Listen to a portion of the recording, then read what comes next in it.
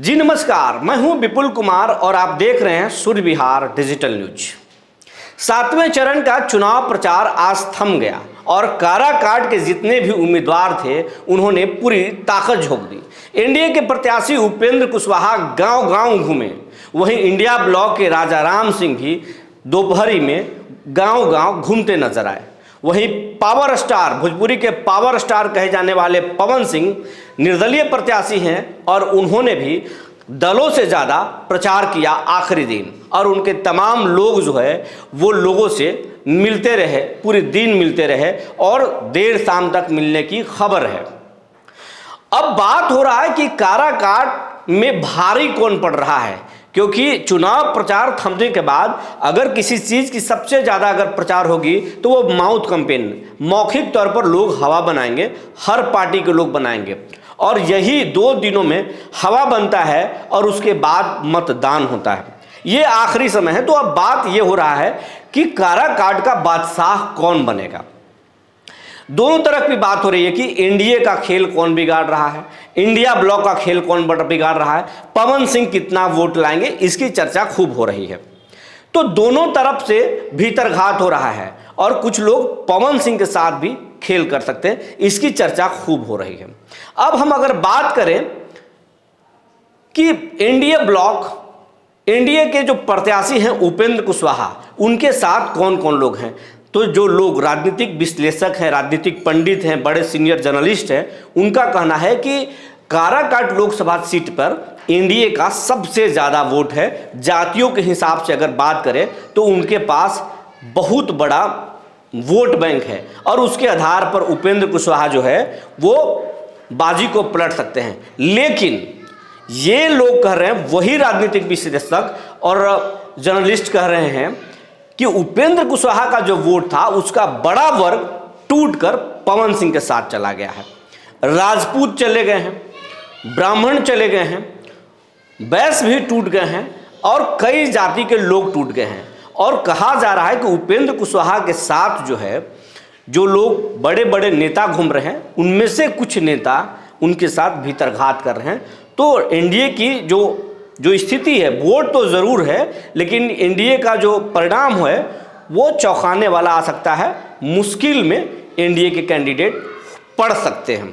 लेकिन अब दूसरी तरफ ये भी लोग कर रहे हैं कि अगर एनडीए कमज़ोर हुआ तो राजा राम सिंह को फ़ायदा पहुंचेगा। तो आपको हम एक चीज़ और बता देते हैं कि बहुत सारे सीनियर जर्नलिस्ट और चुनाव विश्लेषक और बहुत सारे पुराने लीडर से हमारी आज बात हुई, तो उन लोगों का कहना है कि इंडिया ब्लॉक में भी जो कई बड़े नेता हैं वो राजा राम सिंह के साथ और इंडिया ब्लॉक के साथ खेल कर रहे हैं।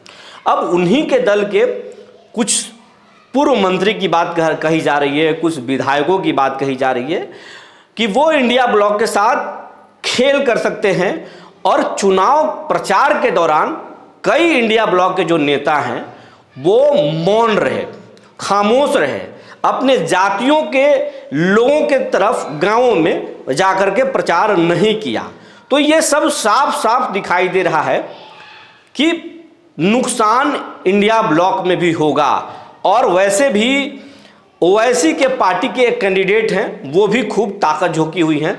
तो इंडिया ब्लॉक के भी वोट बैंक में नुकसान हो रहा है। जितना उपेंद्र कुशवाहा के वोट बैंक में नुकसान हो रहा है, उतना इंडिया ब्लॉक के भी वोटों में नुकसान और बिखराव दिख रहा है। अब हम बात करेंगे पवन सिंह, पावर स्टार पवन सिंह। पवन सिंह जिन कलाकारों को देखने के लिए आप तरसते हैं, वो कलाकार काराकाट के गांव-गांव खाक छानते धूप में नजर आए, चिलचिलाती धूप में घूमते नजर आए। और पवन सिंह को देखने के लिए उनकी दीवानगी इस तरह से लोगों पर चढ़ा कि 45 डिग्री, 46 डिग्री और 48 डिग्री तापमान में भी वो पवन सिंह के लिए दोपहरी में खड़े नजर आए और उनके लिए नारे लगाते आए।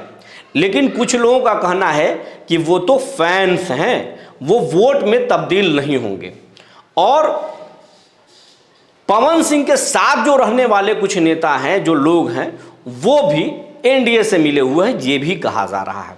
लेकिन एक बात तय हो गया है कि लड़ाई यहाँ पर बहुत रोचक है। बात जो है, ये तीनों प्रत्याशी जो हैं, पवन सिंह, उपेंद्र कुशवाहा और राजा राम सिंह।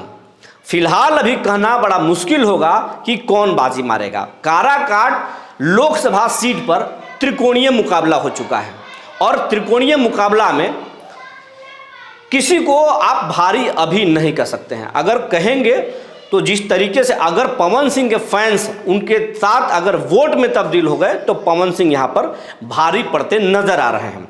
अगर महागठबंधन के वोटों में अगर सेंध नहीं लगा, बिखराव नहीं हुआ, तो वो भी भारी नजर आ रहे हैं। और एनडीए के लोग भी अगर एकजुट रह गए, अगर वो नहीं बिखरे, तो ये भी बहुत भारी है।